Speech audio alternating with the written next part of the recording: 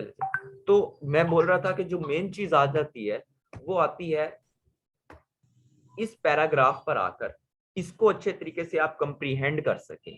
ठीक है, ना सिर्फ ये कि इसको कंप्रीहेंड कर सकें, बल्कि क्या कि इसके अंदर से जो वो क्वेश्चंस पूछेगा उसके आंसर भी आपको इजीली आप उसको अटेम्प्ट कर सके। ठीक है, तो ये कैसे पॉसिबल होगा? ये इन रूल्स को क्रैम करके या इन स्ट्रेटजीज को क्रैम करके नहीं होगा। ये जरूरी है आपके अच्छे मार्क्स लेने के लिए, आपको पास करने के लिए, या इवन की प्रैक्टिस करने के लिए भी। लेकिन इवेंचुअली जो आपको जो चीज इजीली हेल्प करेगी कि आप जो है वो इस पूरे पैराग्राफ को कंप्रीहेंड करके उसको आंसर कर सकें क्वेश्चंस को, वो चीज जो आपको इस चीज को करने में जो चीज आपको हेल्प देगी दैट इज प्रैक्टिस।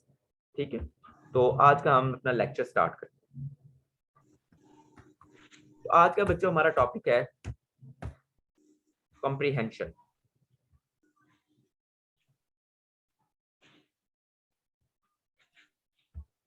आपके जितने भी क्वेश्चन हैं वो लिखते जाएं, मैं इंशाल्लाह जो है वो लास्ट पे, अब मैं चैट नहीं ओपन करूंगा, लास्ट पे सारे क्वेश्चन जो है।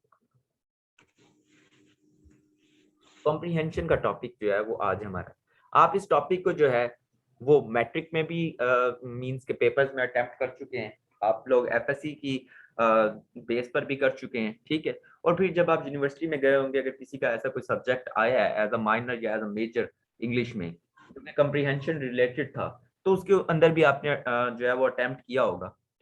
तो ऐसा है कि अभी अपने जहन से मुझे मैक्सिमम 20 या 25 मिनट लगेंगे आपको ये सारी चीजें समझाने में। तो वो 20-25 मिनट आपने क्या करना है, आपने अपना पिछला जितना भी जो भी चीज आपने रखी हुई थी जहन में, जाहिर सी बात है अब अगर आप इस क्लास में आए हैं तो वो रूल्स मिक्सड अप है आपके जहन में, इस वजह से आप कंप्रीहेंशन क्लास ले रहे हैं। That's why I mention the topic name, ताकि जिस जो बच्चा जो है वो पहले से ही क्लैरिफाई है उसके जहन में सब कंप्रीहेंशन के बारे में, तो उसको जो है वो लेने की जरूरत ना पड़े। ओके जी,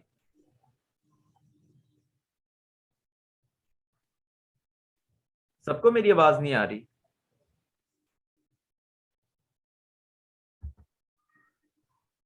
इल्सा आप बताओ। चलें ठीक है, मोहम्मद मौसम। आवाज आ रही है। ठीक है, ठीक है, ठीक है। ओके जी, तो मैं बात कर रहा था कि आपके जहन में मिक्स्ड अप रूल्स जो हैं उन सबको नेग्लेक्ट करते हैं। आज तक आपने जो भी कंप्रीहेंशन के बारे में पढ़ा, 20 से 25 मिनट के लिए उसको भूल जाएं, बिल्कुल अपने जहन से निकाल दें। ठीक है, और अब हम जो है ना स्टार्ट लेते हैं कंप्रीहेंशन। अच्छा जी, मैं आप सबके माइक्स जो है वो म्यूट करने वाला हूँ, और सिर्फ एक बच्चे का माइक माइक जिसको भी मैं बोलूंगा वो अनम्यूट करेगा अपना माइक।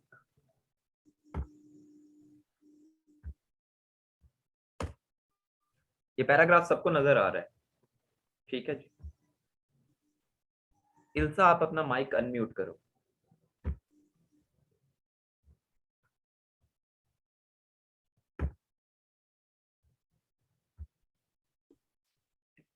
अस्सलाम वालेकुम। वालेकुम सलाम। अच्छा, अब बाकियों ने क्या करना है, बाकियों ने ये करना है कि इल्सा जो भी पढ़ रही होगी उसको ध्यान से सुनना है, फुल अटेंशन के साथ। इल्सा आप ये पैराग्राफ जो है वो एक बार पढ़ो। Okay sir. एक शख्स ने एक खूबसूरत लड़की से शादी कर ली। बहुत मोहब्बत करता था अपनी बीवी से, मगर एक दिन उस लड़की को जल्द मीन्स स्किन की कोई बीमारी लग गई, जिससे उसकी खूबसूरती रोज बरोज घटती जा रही थी। एक दिन उसका शौहर किसी सफर पे निकला। वापस आते हुए उसे हादसा पेश आया जिसमें उसकी दोनों आंखें जाती रहीं। खैर, उनकी अज़दवाजी जिंदगी यूं ही चलती रही और उसकी बीवी की खूबसूरती मजीद घटती रही, मगर अंधे आदमी को ये था, लिहाजा इनकी जिंदगी पर इसका कोई असर भी ना पड़ा। दोनों एक दूसरे को पहले की तरह चाहते थे और एक दूसरे का ख्याल रखते रहे। खुदा का करना ऐसा हुआ कि एक दिन उस लड़की का इंतकाल हो गया। उसका शौहर निहायत गमगीन था इस सदमे से, जिसके बायस उसने अपना सब कुछ फरोख्त कर डाला और इस शहर को छोड़कर किसी दूसरे शहर जाने लगा। जाते हुए रास्ते में एक शख्स ने पीछे से आवाज दी और कहने लगा, अकेले कैसे जाओगे? अब तक तो आपकी बीवी आपकी मदद करती रही, आपका ख्याल रखती रही और आपकी आंखें बनी रही। अंधे आदमी ने जवाबन कहा, मैं अंधा नहीं था, मगर उसे ऐसे दिखा रहा था जैसे मैं अंधा हूँ, क्योंकि अगर उसे ये पता होता कि मैं उसकी बदसूरती देख सकता हूँ तो ये एहसास उसे उसकी बीमारी से ज्यादा तकलीफ दी थी। इसलिए मैंने अंधे होने का ड्रामा किया। वो बहुत अच्छी बीवी थी, मैं बस उसे खुश रखना चाह रहा था। ठीक है, शाबाश। आपने ध्यान से सुन लिया इस पूरे पैराग्राफ को। ठीक हो गया जी। अब इल्सा आप ही बताओ, मैं अनम्यूट करता हूँ। उस शख्स ने अंधे होने का ड्रामा क्यों किया?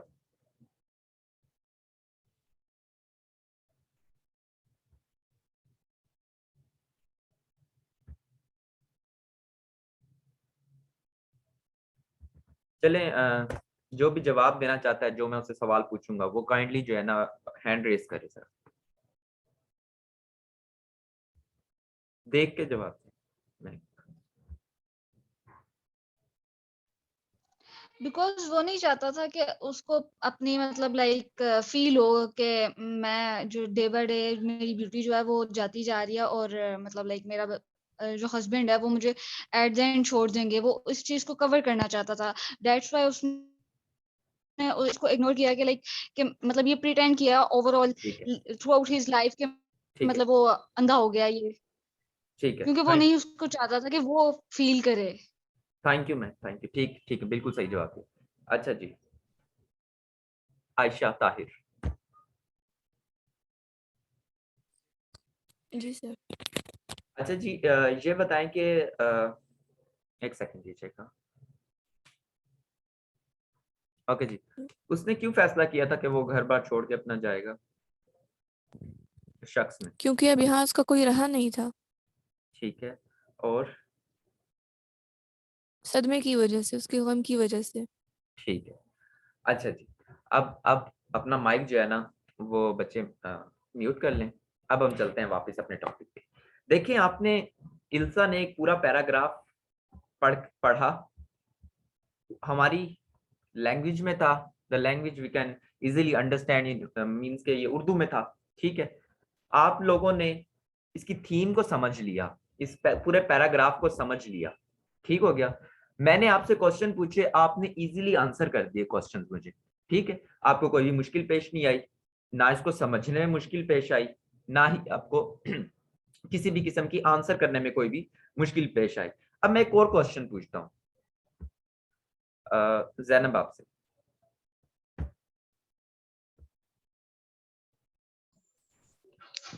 जी सर। अगर मैं कहूं कि इस पूरे पैराग्राफ की थीम क्या है, तो आप उसको कैसे बताएंगे? It's all about love, I guess.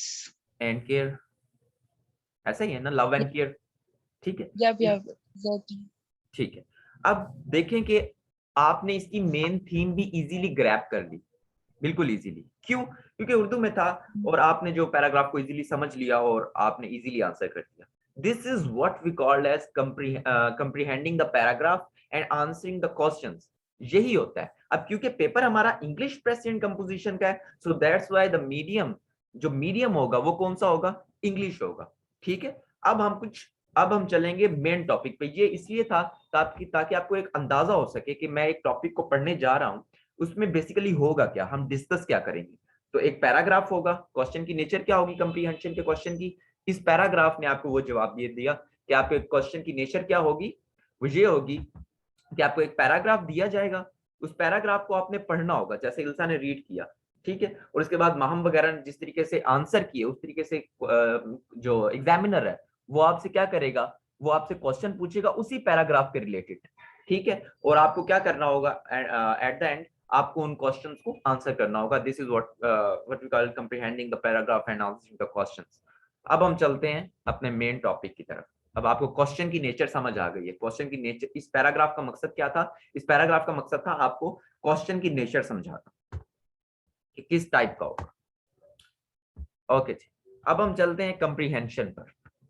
Comprehension का बच्चे अगर हम वर्ड पढ़ें, पहले तो हमें ये अपना जवाब, रफीक HTR इंतहाई बेशरम इंसान है।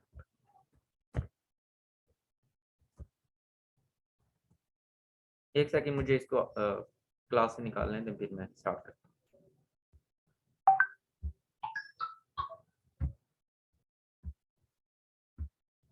ओके जी, कंप्रीहेंशन का बच्चे जो लफ्जी मतलब होता है, दैट इज समझना, किसी भी चीज को समझ लेना, that is what we call as comprehension, समझने का प्रोसेस।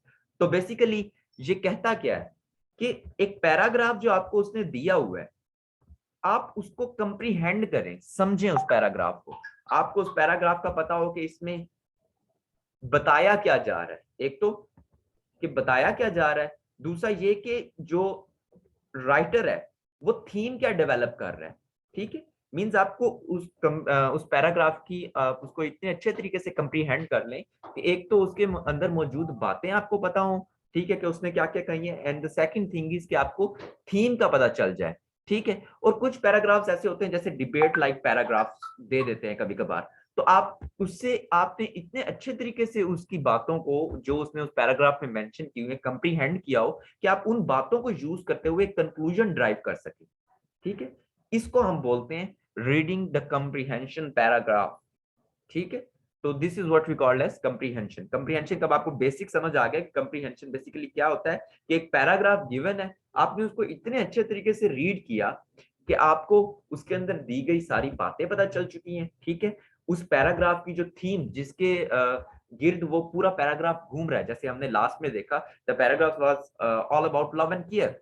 इस तरीके से जो भी पैराग्राफ आपको गिवन होगा उसकी थीम आपको पता चल जाए, एंड डिबेटिंग लाइक पैराग्राफ जो हो उनमें क्या हो कि आपको एक अच्छा कंक्लूजन डेवलप करना आ जाए, इतने अच्छे तरीके से आपने रीड कर लिया। ये है बच्चे पैराग्राफ, सॉरी कंप्रीहेंशन। अब देखें, आपने इरादा किया कि मैं प्रेसिंग कंपोजिशन की तैयारी कर रहा हूँ, ठीक है, और अब जो मुझे ना तैयारी करनी है कंप्रीहेंशन की, और आपको अभी तक पता चल चुका कि मेरे पास जो है ना एक पैराग्राफ आएगा, ठीक है, और उसके क्वेश्चंस मुझे आंसर करने हैं। अब मैं क्या स्ट्रेटेजीज बनाऊं? अब मैंने आपको पहले स्टार्ट में एक बात कर दी कि pressing composition is all about practice.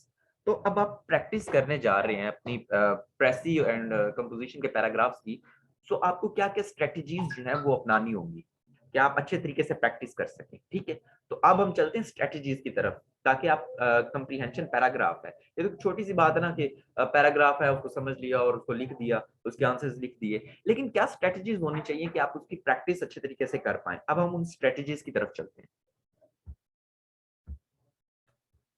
तो ये कुछ स्ट्रेटेजीज गिवन है, मैं यहीं पे आपको एलैबोरेट कर दूंगा, आगे स्लाइड्स हैं बट मेरे ख्याल में यहाँ पे ज्यादा बेहतर है। First of all is to improve your vocabulary, सबसे इंपॉर्टेंट स्टेप। बच्चे आपने उर्दू का मेरा जो मेन पर्पस था यूज करने का पैराग्राफ, वो ये था स्टार्ट में, एक तो नेचर ऑफ क्वेश्चन आपको समझ आ सके, दूसरा ये कि आप उर्दू के जितने भी वर्ड्स होते हैं उनसे बहुत ज्यादा फेमिलियर हैं। ठीक है, तो आपको बिल्कुल भी जो है ना डिफिकल्टी फेस नहीं करनी पड़ती किसी भी चीज को समझने के लिए। लाइक आप कंसीडर कर लें, हाउस का मतलब क्या होता है? घर। ड्वेलिंग का मतलब क्या होता है? घर, रहने की जगह। ठीक है, दोनों के मतलब सेम है, लेकिन कुछ बच्चे ऐसे होंगे जिनको ड्वेलिंग का मतलब नहीं आता। मैं ये सिंपल एग्जांपल इसलिए दे रहा हूं ताकि आप समझ सके। अब इस तरीके से और भी सैनम बेस्ड वो कुछ ऐसे वर्ड्स यूज कर सकता है पैराग्राफ में जो कि मुश्किल हो, ठीक है, जिनको आप समझ ना पा रहे हैं। ये मैं बताता हूँ सना, मैं सब बताता हूँ, हम उसी पे अभी। ठीक है, अभी आप हम उसी पे जा रहे हैं, उसी तरफ जा रहे हैं। ठीक है, तो अब जाहिर सी बात है, अगर आपको समझ, अब फॉर एग्जांपल आपको जिल्द का नहीं पता, आपको नहीं पता कि जिल्द का मतलब क्या होता है, तो आपको कैसे पता चलेगा कि उसको कौन सी बीमारी लगी थी? आप गैस नहीं कर पाएंगे ना। वो क्या, क्यों? उसकी रीजन क्या थी कि वोकैबुलरी जो थी वो स्ट्रांग नहीं थी। ठीक है, अब फॉर एग्जांपल आपको किसी लाइन में कोई मतलब नहीं पता चल रहा, ठीक है, तो क्या होगा कि आप उसको सही तरीके से समझ नहीं पाएंगे। सो द स्टेप इज कि आपको आपकी जो वोकैबुलरी है दैट शुड बी स्ट्रांग।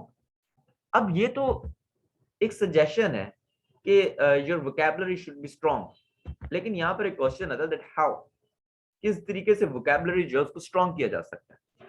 अब बच्चे जीआरई ने एक लिस्ट दी हुई है, याद रखें कि आपके जितने भी पेपर होंगे, कोई भी उसके अंदर आप यूं समझ ले कि अगर जीआरई की लिस्ट तकरीबन उसके अंदर 2500 से 3000 वर्ड्स है, और जिस बंदे ने भी वो उसमें से 1500 से लेकर 2000 तक वर्ड्स याद कर लिए इंक्लूडिंग सिनोनिम एंड एंटोनिम्स, तो आप ये याद रखें कि आप उसको हर पेपर में जो है ना वो यूज कर सकते हैं, इजीली यूटिलाइजेबल है। ठीक है, तो वो लिस्ट मैं आपके साथ शेयर कर दूंगा। अब आपने वो तैयार कैसे करनी है, बेसिकली स्ट्रेटेजी होनी क्या चाहिए वोकैबुलरी इंप्रूव करने की। इसकी सबसे अच्छी स्ट्रेटेजी मैं आपके साथ शेयर करता हूँ, वो ये है कि डेली बेसिस पर, अगर आपके पास एक साल है पूरा तकरीबन, तो कोशिश करें कि डेली बेसिस पर आप तकरीबन 10 जो है ना वर्ड्स लर्न करने की कोशिश करें। अब आपने 10 वर्ड्स याद कर लिए, और 10 वर्ड्स याद करना एक ऐसा बच्चा जो कि इस लेवल पर बैठा हो कि उसने अपनी ग्रेजुएशन कंप्लीट की हुई है, उसके लिए 10 वर्ड्स याद करना कोई मुश्किल काम नहीं है। It will take less than 10 minutes. ठीक है, अब बात ये आ जाती है कि वो 10 वर्ड्स जो हैं वो हमें 10 दिन बाद या मैक्सिमम 1 हफ्ते बाद वो भूल जाते हैं।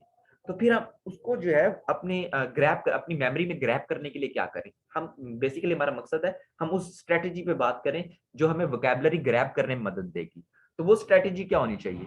दैट स्ट्रेटजी शुड बी, आपने 10 वर्ड्स याद किए, उन 10 वर्ड्स को याद करते हुए आप 10 सेंटेंसेस का एक पैराग्राफ जो है वो डेवलप करें। वो एक ऐसा पैराग्राफ होना चाहिए जो कि एक दूसरे से लिंक्ड भी हो। ठीक है, वो एक दूसरे से क्या कर रहा हूं, लिंक कर रहा हूं।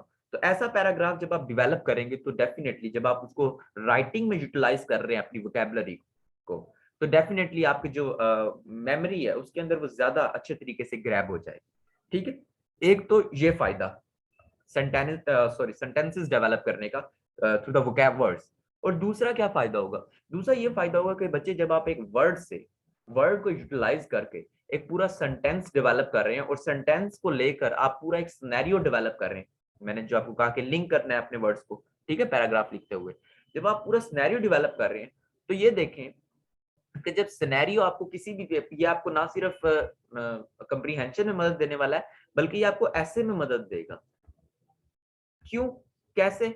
वो इस तरीके से कि जब आप सेंटेंस वोकैब वर्ड्स को यूज करके सेंटेंसेस डेवलप कर रहे हैं और एक पूरा सिनेरियो डेवलप कर रहे हैं, तो जब आपको एक सिनेरियो गिवन होगा, ठीक है, you have to just develop the perspective, तो आप कितनी इजीली जो है वो उन वोकैबुलरीज के अच्छी जो वोकैबुलरी को यूज करते हो अपने ऐसे में एक अच्छा सिनेरियो डेवलप कर पाएंगे। तो ये जो प्रैक्टिस है वोकैबुलरी इंप्रूव करने की, ये ना सिर्फ प्रैक्टिस है आपकी अपनी वोकैबुलरी आप इंप्रूव कर रहे हैं, बल्कि उसके साथ साथ आप अपने एसे के लिए भी बहुत अच्छी सी बेस जो है वो डेवलप कर रहे हैं। सो आपकी स्ट्रेटजी फर्स्ट क्या होनी चाहिए? That you have to improve your vocabulary. Vocabulary के बगैर जो है वो कोई आप यूं समझ लें फायदा नहीं है किसी भी किस्म का। कंप्रीहेंशन को अच्छे तरीके से जब आप समझ ही नहीं पाएंगे, वोकैब के वर्ड्स आपको नहीं आते होंगे, तो आप किस तरीके से मैनेज करेंगे? ठीक है जी, तो वोकैबुलरी किस तरीके से इंप्रूव करनी है वो मैंने बता दिया। हाँ जी, मैं जरूर कर दूंगा, मैं आज कर दूंगा। सेकंड आते हैं, come up with the questions about the text you are reading. दूसरी चीज ये आती है कि आप जो है खुद से सवाल करें। आपने एक पैराग्राफ पढ़ा, ठीक है, पैराग्राफ को पढ़ने के बाद ये भी हम ये जो स्ट्रेटजीज डेवलप कर डिस्कस कर रहे हैं, ये प्रैक्टिसिंग स्ट्रेटजीज है। प्रैक्टिसिंग स्ट्रेटजीज कि आप अभी प्रैक्टिस फेज में चल रहे हैं ना, अभी आपका स्टार्ट है, प्रैक्टिसिंग फेज है, ठीक है। The second thing is come up with the questions about the text you are reading, कि आपने एक पैराग्राफ पूरा पढ़ा, उस पैराग्राफ को पढ़ने के बाद आपने क्या किया?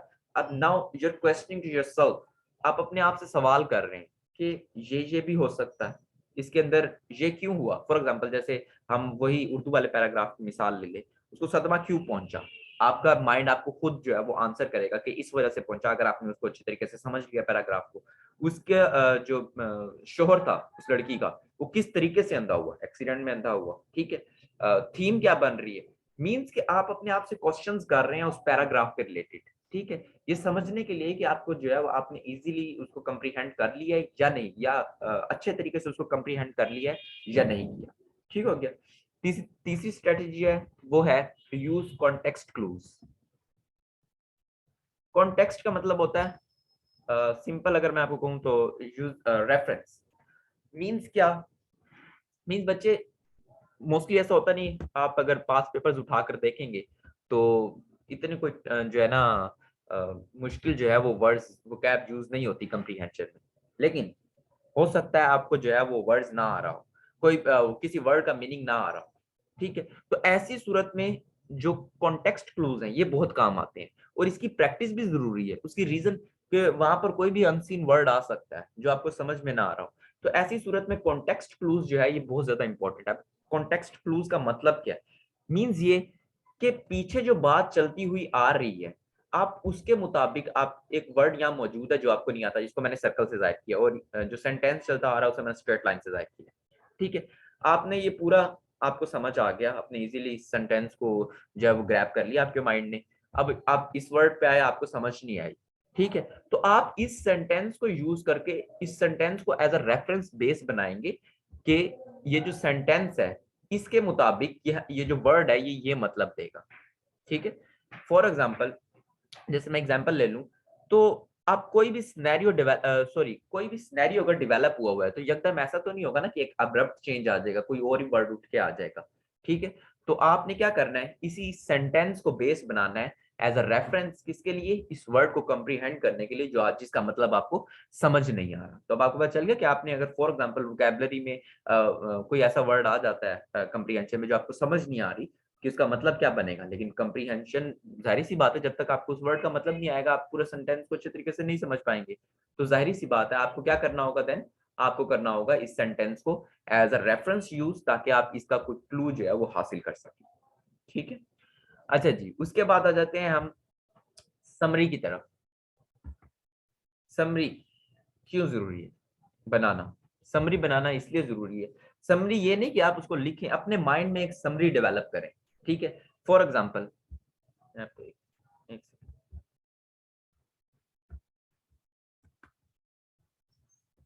बच्चों, आपने ये पैराग्राफ जो है ये पढ़ा। ठीक है, आपने ये पूरा पैराग्राफ पढ़ा। ठीक है, और इसको जो है वो अपने वर्ड्स में अपने माइंड में जो है वो रिपीट किया। लाइंस आगे पीछे लाइंस जो है उसकी शॉर्टनिंग हो सकती है लेंथ की। ठीक है, वर्ड्स जो है वो कैब के चेंज हो सकते हैं। ठीक है, लेकिन इन शॉर्ट क्या कि जब आपकी समरी कोई बंदा पढ़ेगा तो उसको यूं महसूस नहीं होगा। हाँ जी, मैं जरूर कर दूंगा।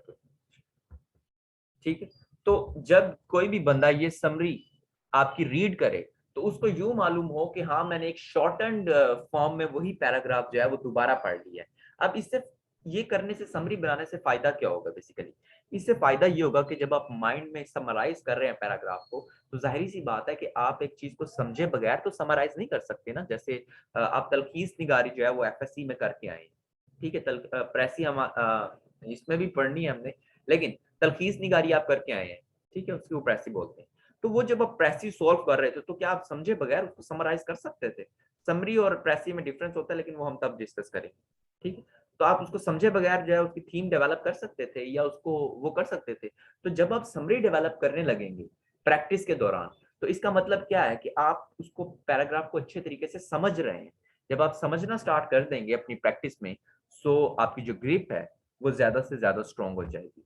और इसको समझना, इसकी प्रैक्टिस इसलिए भी जरूरी है क्योंकि ये एक तो आपका जो आंसर्स हैं इसको बच्चे जो है वो इसलिए इसके ऊपर तवज्जो नहीं देते कंप्रीहेंशन पे, क्योंकि आंसर सामने है, उसके बावजूद फिर वो अच्छा स्कोर नहीं कर पाते। हालांकि ये सबसे आसान क्वेश्चन है, अगर आप इसकी अच्छे तरीके से प्रैक्टिस की हो आपने, तो आप इजीली जो है वो अच्छे मार्क्स सिक्योर कर सकते हैं। ठीक, and last thing is coming on conclusion, एक नतीजे पे पहुंचना। अब कंक्लूजन का मैं दो चीजों में डिवाइड कर रहा हूँ। कुछ ऐसे पैराग्राफ्स होते हैं जिसके अंदर डिबेट डिस्कशन नहीं होती। ठीक है, मतलब डिबेट नहीं हो रही होती। ठीक है, उसके अंदर जो है वो कंक्लूजन आप थीम को कंसीडर करेंगे। कंक्लूजन किस चीज को कंसीडर करेंगे? थीम को कंसीडर करेंगे। मींस जैसे एमन ने बताया, शायद पता नहीं मुझे नाम ध्यान से निकल गया, उन्होंने बोला कि उस पैराग्राफ जो हम पढ़ के आए उसकी थीम क्या, लव एंड केयर।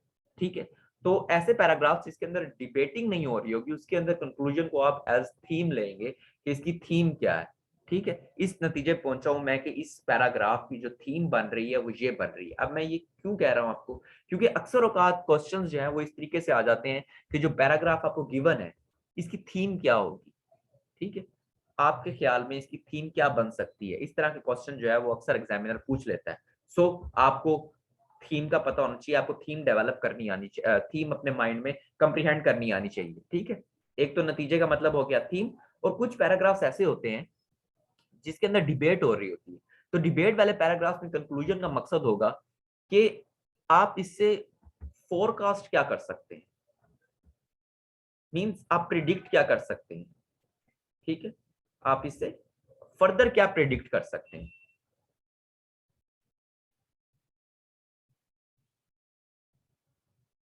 बच्चे हम कंप्रीहेंशन पढ़ रहे हैं, मैंने इसीलिए आपको बोला था कि मिक्स्ड अप नॉलेज होता है। तो आप अपने जहन को बिल्कुल क्लियर करके बैठे फिलहाल। ठीक है जी, तो फोरकास्ट आप क्या कर सकते हैं, मींस प्रिडिक्ट क्या कर सकते हैं, जो आपने डिस्कशन पढ़ी इससे आप क्या नतीजा अखज़ कर रहे हैं और क्या जो है वो फोरकास्ट कर रहे हैं। ठीक है, इस दो टाइप के क्वेश्चन जो है वो पूछ सकता है, तो इसलिए प्रैक्टिस के अंदर ये चीजें भी दोनों इंतहाई जरूरी हैं आपकी प्रैक्टिस के दौरान। अब जी ऐसा हुआ कि आपने पहले तो आपका कोई मूड नहीं था, फिर आपने सोचा मैं जो है ना CSS कर रहा हूँ, अब जो है ना मैं कंप्रीहेंशन को तैयार करूँ। तो कंप्रीहेंशन को पहले आपने समझा, ठीक है, फिर आपका मूड बना कि कंप्रीहेंशन तो जी बहुत आसान है, अब मैं जी इसकी तैयारी करूंगा। तो तैयारी के लिए जरूरी थी प्रैक्टिस। ठीक है, अब प्रैक्टिस के लिए स्ट्रेटजीज कौन सी होनी चाहिए, फिर आपने इन स्ट्रेटजीज को फॉलो किया और आपने जो है ना डेली एक कंप्रीहेंशन पैराग्राफ, एक कंप्रीहेंशन के लिए पैराग्राफ की जो है ना प्रैक्टिस स्टार्ट कर दी। आपने अपनी वोकैबुलरी इंप्रूव की, खुद से क्वेश्चनिंग की, आपने जो है वो कॉन्टेक्स्ट क्लूज का तरीका सीख लिया, किस तरह डेवलप करने हैं, आपने समराइज करना सीख लिया और आपने कंक्लूजन पे भी आना सीख लिया। ठीक है, अब जी आपको ये सब तो आ गया तरीका। अब बात ये है कि जब आप क्वेश्चंस, अब आपको ये जो सारी स्ट्रेटजीज थी इनकी मदद से आपने क्या किया, आपने पैराग्राफ जो था ना उसको पूरे तरीके से समझ लिया। आपने हर चीज पैराग्राफ की अब आपने समझ चुके, आपको कंक्लूजन भी आता है, आपको समरी भी आपके माइंड में डेवलप है, आपकी वोकैब अच्छी थी, इस वजह से आपने उसको इजीली कंप्रीहेंड कर लिया। ठीक है, खुद से सवाल जवाब भी कर लिया आपने प्रैक्टिस के दौरान। अब आ जाते हैं दूसरे पोर्शन पे, जो सबसे इंपॉर्टेंट चीज है, जिस चीज के नंबर है, इस ये चीज थी जो आपको दूसरी चीज में मदद देने वाली है। ठीक है, इसके बगैर आपको दूसरी चीज सॉल्व नहीं कर सकते आप। और दूसरी चीज जो है वो सबसे इंपॉर्टेंट इसलिए क्योंकि उसके मार्क्स हैं। तो दूसरी चीज है आंसरिंग द क्वेश्चंस, दूसरा पार्ट होगा क्वेश्चंस। अब अपने क्वेश्चंस किस तरह सॉल्व करने हैं, अब क्वेश्चन सॉल्विंग में आ जाते हैं रूल्स, कि इन रूल्स को फॉलो ना किया तो मार्क्स कोई नहीं मिल रहे। तो रूल्स को बच्चे 1 मिनट बाद आपकी मीटिंग जो है वो एंड हो जाएगी, उसी लिंक से आप दोबारा ज्वाइन कर लीजिएगा। मैं दूसरी मीटिंग, इस मीटिंग की रिकॉर्डिंग भेजूंगा, अगली मीटिंग की रिकॉर्डिंग नहीं भेजूंगा मैं। तो किसी ने अगर फुटा मारा तो उसको वो रिकॉर्डिंग नहीं मिलनी। चले, तो दूसरा आ जाता है रूल्स। ठीक है, बल्कि मैं मीटिंग ये खुद ही एंड कर रहा हूँ रूल्स पर जाने से पहले जो है ना, ताकि हमें कोई हर्डल ना हो। आप दोबारा मीटिंग ज्वाइन कर लें काइंडली।